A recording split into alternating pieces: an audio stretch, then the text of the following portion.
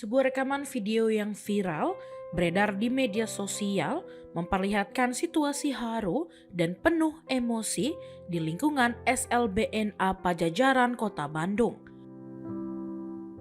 Dalam video tersebut, para siswa dan tenaga pengajar menyampaikan keluhan terkait pembongkaran ruang kelas yang selama ini mereka gunakan untuk kegiatan belajar mengajar.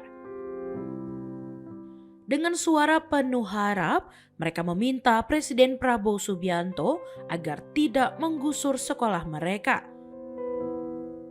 Dalam suasana penuh tangis dan kesedihan, para siswa berkebutuhan khusus ini merasa terpinggirkan.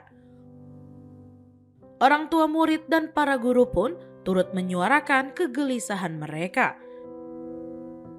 Tak tinggal diam, mereka membuat video keluhan dan menyebut nama Presiden Prabowo sambil membawa fotonya, berharap jeritan hati anak-anak disabilitas ini bisa didengar langsung oleh pemimpin negara.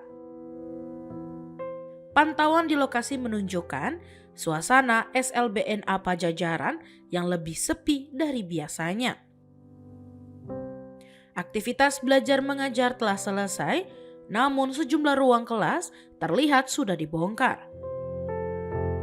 Beberapa orang tampak tengah mengepak barang-barang untuk dipindahkan dari lokasi sekolah.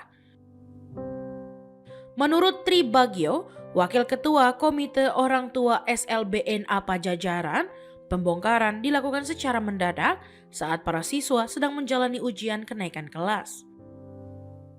Ia juga menyebutkan bahwa pihak sekolah menerima surat pemberitahuan untuk mengosongkan bangunan pada tanggal 15 Mei 2025. Namun, pihak Komite Orang Tua telah mengajukan permohonan secara lisan untuk diberi waktu tambahan hingga tanggal 23 Mei.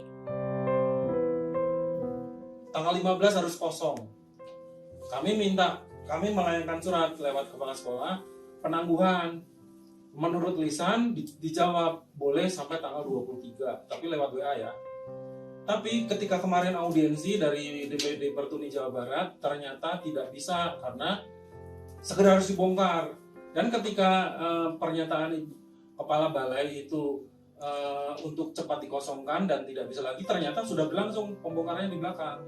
Kami agak kaget para orang tua wali, anak kami harus bagaimana, kan itu ada pengeluaran barang-barang, berisik, ramai, debu dan seterusnya gitu ya. Nah, akhirnya kami meminta bertemu dengan Menteri Sosial. Menteri Sosial itu kan pernah janji mau hibah tanggal 11 Januari 2021. Janji statusnya di mana? Kami tidak ada kejelasan sampai sekarang itu. Wujud janji itu sampai sekarang tidak terbukti. Jadi sampai sekarang terkatung-katung. Kenapa kami tetap bertahan di sini? Karena kami statusnya kuat, tercantum di dalam sertifikat yang disebutkan Pak Dadang nih, Ketua Komite.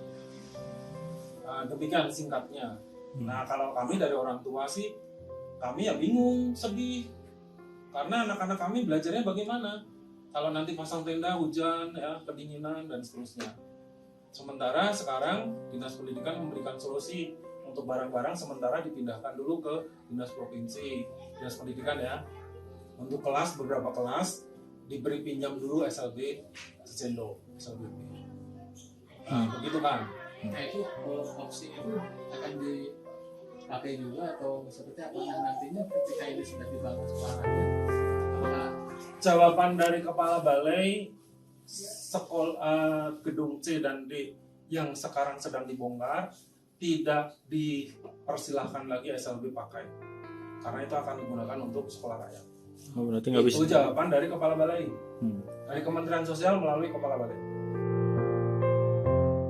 Sementara itu, Gubernur Jawa Barat Deddy Mulyadi menanggapi isu ini dengan membantah adanya penggusuran terhadap anak-anak SLBNA Pajajaran. Menurutnya, bangunan sekolah tersebut hanya akan direnovasi dan dialihfungsikan menjadi sekolah rakyat. Ia menegaskan bahwa para siswa berkebutuhan khusus tetap akan mendapat tempat belajar yang layak dan tidak diusir. Dibongkar diganti sekolah rakyat. SLB itu ada alokasi anggaran dari Kementerian PU, kemudian dibangun sekolah rakyat, dan kemudian setelah pembangunan itu nanti teman-teman SLB sekolah tetap di situ Tetap di situ, bersama-sama gitu. Jadi hanya Iya, sekolahnya dibagusin gitu ya. Sebagai informasi, lahan tempat berdirinya SLBNA Pajajaran merupakan aset milik Kementerian Sosial. Sebelumnya, Kemensos sempat berjanji akan mengibahkan aset di Komplek Wiyataguna itu untuk dijadikan pusat pendidikan disabilitas.